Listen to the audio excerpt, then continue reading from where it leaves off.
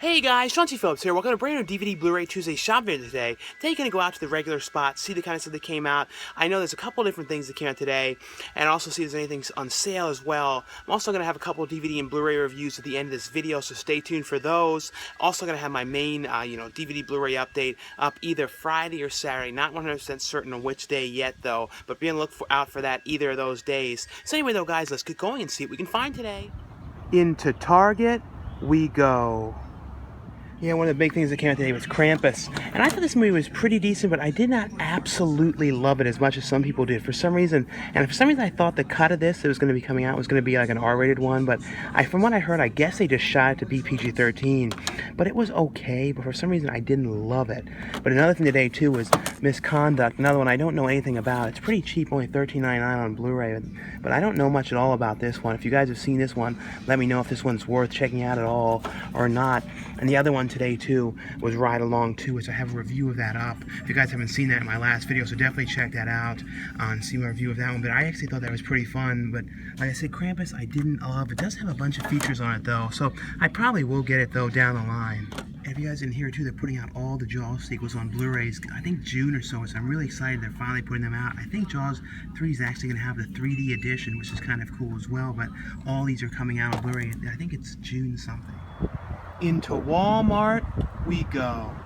And this is one of the things that came out today, Backtrack. This was actually a pretty cool Adrian Brody, Sam Neill movie. Kind of a creepy movie. The director of this, I think it was this one he did The Others, or I can't remember if that was, I think it might have been this or it might have been another movie. I don't know if that was, I'm mixing them up, but I know that was today. That was pretty good. And then the other one, was Ride Along. They have their set here, which comes with a shirt. I think it's $4 more. Comes with a limited edition, Ride Along 2 t-shirt in here, but that's one of their exclusive ones for this. Like only at Walmart. And Krampus over here is a little cheaper. It's like $19.99, but like I said, it's got a bunch of different features on here, alternate endings and stuff like that. But I didn't, like I said, for some reason I liked it, but I didn't absolutely love this one. It's worth watching for sure, but I kind of like that one Christmas Horror Story a little better because that had Krampus story in it as well, and I thought that one was actually a little bit creepier. But there were some cool aspects to this movie, but I don't know, just as a full whole movie, I didn't absolutely love everything about it. Well, it looks like a lot of the same stuff in the last few weeks. It's funny too, like I said, they always change stuff out. Like every 2 or 3 weeks or every month or so, they really change out this whole section. It ends up being all new stuff. But some stuff they've kept for weeks, like Tiger House, Diabolical, Grizzly Maze. These ones have been down here for months and months and months. And like Cash and Dylan, it's really weird how some they keep forever. They have for so many months. Then other ones they have here maybe 2 weeks or 3 weeks, and then they're gone from the store. And they get, then they get sent back to the company. It's just really strange how that happens. Like certain things, but I think this one might have come out today, called A Country Called Home, this Imogen Potts movie. I think this was today. Don't know a whole lot about that one. This might have been today as well. Secrets in the Fall and A Horse Story, I think those were today, and maybe this one, this dancing movie. But other than that, it looks like all the same kind of stuff over here, and I don't see anything major TV wise either that's new. It doesn't look like it. And I've had no luck finding that Blu-ray of Satan's Little Helpers. Like I've seen people post pictures and send me pictures, they found it. I've been hearing that it's in the books section, in this section that has a couple other things, but this is about what it costs, like $3.77, $3.77. If you guys see it, let me know, but I can never find that Satan's Little Helper Blu-ray. It's impossible to find. It seems like no Walmarts out here have carried them. Into Fry's we go. So we'll take a look at what stuff's on sale. They have a whole bunch of $2.99 ones like this one. A lot of Well-Go USA ones for $2.99. That's what I always do, is just sort of check these and see, what's cheap. Crush some, ones from Millennium, like Buck Wild. This was okay as I remember. I saw one over here that was kind of interesting for a decent price. Like they have all the Ernest ones, but they had this set. I have all these, but I had never seen this exact set together like this with all 4 of these ones together in this one, Camp Nowhere and things. I've never actually seen that one together in that kind of packaging of it. But sometimes they have older stuff too for cheap, like Gridiron Gang. They have a whole bunch of copies. Like, oh yeah, I actually guessed that this might be a newer one, Mill Creek release. I didn't even know they were releasing that one out. but a lot of $2 ones. This one, if I didn't have, is a good price, you know, $3, and you know, for House of Wax. I actually kind of like this movie. I know it got like a lot of really bad reviews, and some people really disliked it, but for some reason I kind of like this movie. I know it's not good really, but I don't know why. I've always liked that one. But other than that, I don't see anything else that different for, you know, on sale in here. But I always just, like I said, just come through here and check the tags and stuff to see what else there is, because they change these things out. They especially, you know, they seem to be the place that has the cheapest prices for stuff for certain things, and then like the most expensive for other things. It's very odd how it works out here. Into Best Buy we go.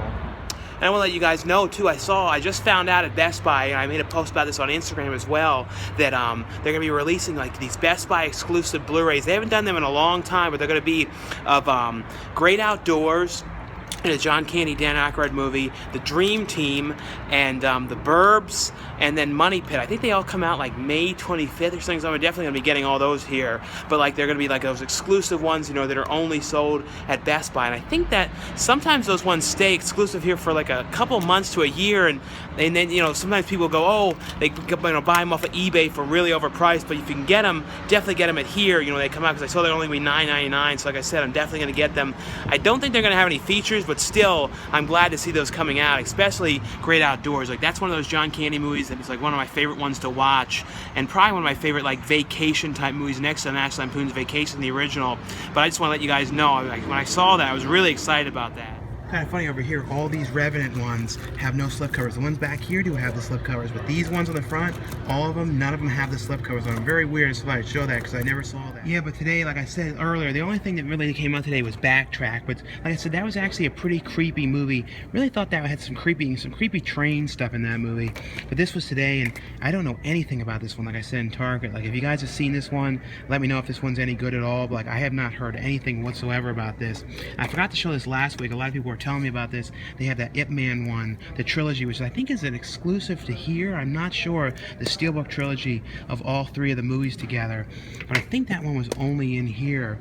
But other than that in here today, I don't think there's anything else in here besides what I showed earlier, you know, Krampus. And like I said too, it's weird, you know, they have some of these Revenants without the slipcovers, and I don't know why. Like, I've never seen that, especially for a Fox release. Like, it's weird that there's so many of them that have none of them on it. Well, that's all for this DVD Blu-ray Tuesday Shopping Fair today. Like I always say, guys, if you enjoy these videos, definitely give this video a thumbs up. Now stay tuned for a couple new DVD and Blu-ray reviews. Well, the first one I got from Sony is Hyena Road, which is actually a pretty interesting war film, because like normally when they do films, it's, you know, set in Afghanistan, you know, with the war going on, but you know, normally it's, you know, about the American troops that are there. This is actually about the Canadian troops, and I can't think of another movie like I can think of that was like a war film that really focused on the Canadian, you know, part of what they're doing over there. At least not that I could think of, you know what I mean? Like, not that comes to my mind, but it's pretty much though about them, you know, the snipers that are there, and the kind of the missions and things like that that they're on, and essentially though at one point they end up getting stuck into a bad place and kind of trapped, and it's kind of about the people trying to come and get them. But it's, you know, pretty much like also one of those movies too, like with American Sniper, where it deals with, you know, the decisions when you have to make, where if, you know, because, you know, since they're kind of trying to get the bad people there, and they're kind of, you know, there's certain people when they don't know if they could be the bad people or not, and they have to kind of make the decisions on, you know, with the kills and things like that. And so it's kind of like dealing with them trying to make those kind of decisions, and, you know, if it's the right decision, and kind of being haunted by those kind of things. Essentially, that's what it is. But a really well produced film. Like I said too, was interesting too, because it was dealing with an area that they haven't made, at least that I'm aware of, too many films about. But it has on here though, going down the Hyena Road, you know, inspired by 1,000 stories, the realism of Hyena Road, a featurette with the military advisors talking about the film, the special effects, and then constructing the sets featurette on the movie. But a really pretty interesting, well-made war film. The next one, from Vertical Entertainment. This is a Dominic Purcell movie called Abandon, and it's kind of about, I couldn't figure out exactly what these guys were. They were like the guys on this sailboat, and they were going out on this like mission to do something. I couldn't figure out exactly for a while what they were doing, like what their exact mission was. But the one guy was really upset though, because like the people that he wanted to get on the mission with him, he couldn't get, so he had to kind of get this other team of these people that really weren't as experienced, and he wasn't really that big on the idea of them all coming with him. But they're going on this mission, and they end up, this big storm, and the ship that they're in ends up going upside down, and they end up basically trapped out there. And he didn't end up like renewing his license or something like that for his radio, so he wasn't able to call for help, and he's pretty much stranded out there with these other guys that are on the mission with him, this journey that they're going on.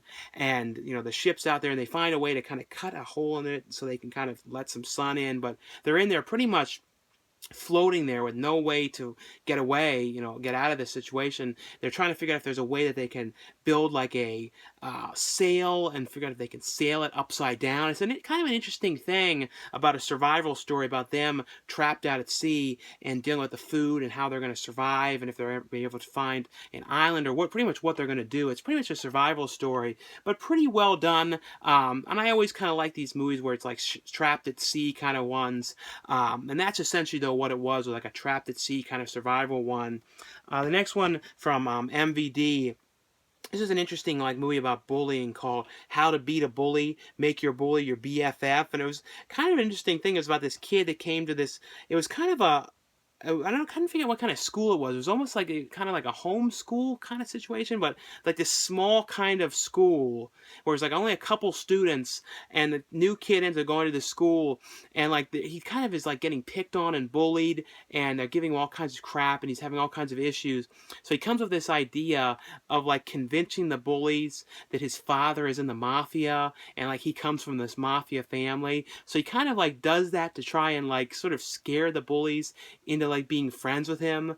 And that's sort of what he does, is like, and he comes with this whole elaborate thing, and it kind of is like, also he sort of says a few things, but then like the one kid comes over to the house to kind of mess with him, and he sees the father and gets freaked out by the father because he thinks like he said, he's like the head of this whole mafia ring thing. And it's kind of about him, becoming friends with these kids, and it's kind of like the kid that was bullied with him kind of becoming friends, and the kind of things, the mischief and all the kind of things that they get into. It was kind of a fun like bullying kind of movie. Kind of has that like 90s movie kind of kids film kind of vibe to it. I actually did kind of like this one, and I always like these kind of movies about like mistaken identities and like tricking people and trying to keep up with the charade of the whole situation and things like that. And the next one, this one is from Mill Creek, and this is a show, I think it came out a couple years ago on DVD, but it wasn't the whole series of this. And this was a short-lived show that I think aired on TBS, and I remember there was like a viral video that this show made. It was for a while everyone used to think was real, and it was like the guy like doing an interview, and then he's like messing around and he's choking. I don't know if any of you guys remember that one, but it was like he was sitting in a market. Like this is the one where that viral video came from, with that guy getting interviewed like on a thing promoting the show, and he chokes and he almost looks like he dies almost, but he doesn't. But he was like really choking bad. But that viral video was from this show, promoting this show called 10 Items or Less. It's the complete series from Mill Creek, and it's kind of a show about this guy who inherits this failing market from his father, and it's kind of sort of like done like the Office kind of show, where it's like him with all the quirky people that work there, and he's trying to keep the business afloat. I actually kind of thought it was a pretty fun show, and I think I remember watching an episode or two of it when it aired, and I think it went on for 3 seasons, I believe, and the first season was only like 5 episodes, and then it did like 3, and from what I heard, like the 3rd season, they didn't air all of them, but this set has all of them together. The next one is a strange show, one of the strangest things I think I can recall for plot-wise, and even has this really strange theme song where it's like, going down the street, getting in an accident, going, I'm a pup, I'm this and that, getting struck by lightning, and my body transports to the dog, and it's the strangest concept of show I've ever seen in my life, called Doghouse, and I think it's a Canadian TV show. That's what I think is kind of cool with Mill Creek, is putting out these really, really, really obscure things like this, like I had never heard of in my life. I don't even know if it aired in America or not, but it's called Doghouse, and it's this guy who is a cop, and he's in a car with his partner who's a dog, and they end up getting in this accident, and the guy's like soul and his mind gets like transferred into the body of this dog. The guy ends up dying, and then like the dog ends up getting taken in by the family, because like because he was like the uncle of these kids, and they end up taking in the dog, and it's kind of the misadventures of the dog, with the guy inside of the dog talking, and they're hearing the dog talking. It's a strange, strange, strange movie, but it has on here the pilot movie, the full-length pilot, and then the whole series. It was just, like I said, a really odd show. And let me know if you guys have ever seen this one or heard of this in your life, but a strange talking dog show.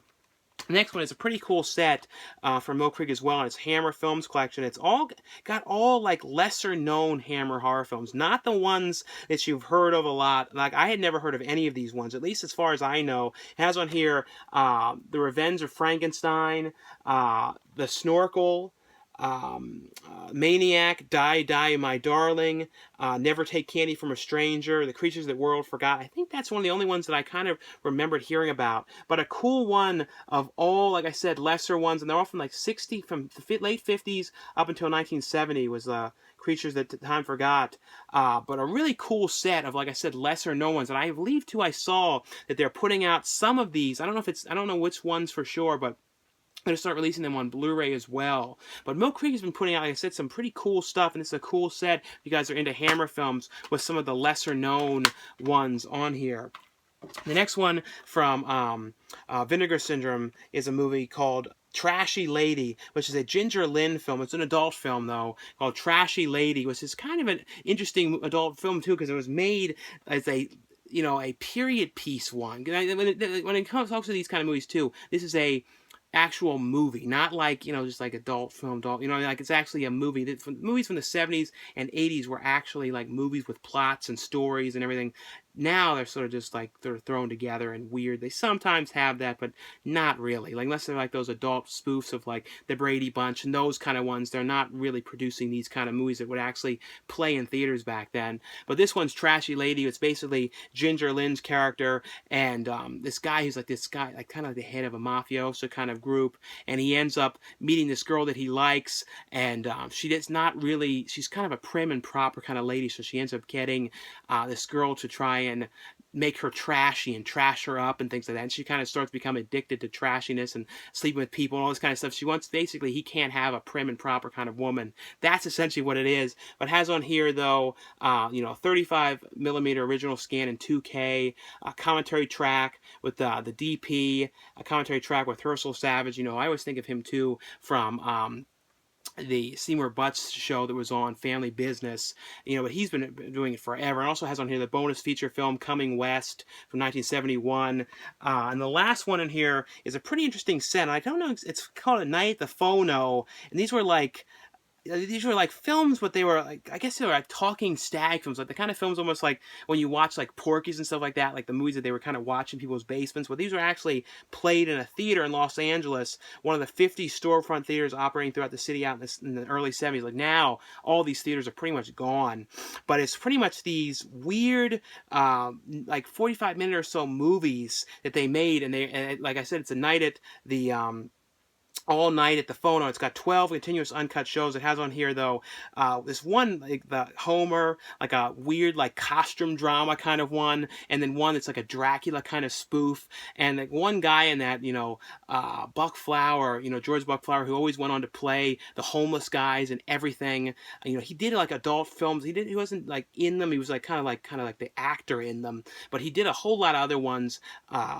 Bunch of like the ones that Harry Novak produced. He was in a lot of them, but he was always known for like being the homeless guy in like Wishmaster, They Live, homeless guy in Back to the Future. That was kind of like his big thing in movies. I always loved him in those kind of things, but he actually introduces this movie as like sporadically through the vampire one of this. But this is a kind of a cool set and really kind of cool look on this. It's got a real kind of skeezy old like 70s look to it, which is kind of cool. But like I said, this has on here a ton of different movies on here. I can't really show too much of this when I open it up. I think if I open it up like this, but it has, like I said, it has on here 12 different movies. But anyway, though, guys, that's all for the review portion of this video. Thanks again for watching and subscribing, and I'll see you guys later.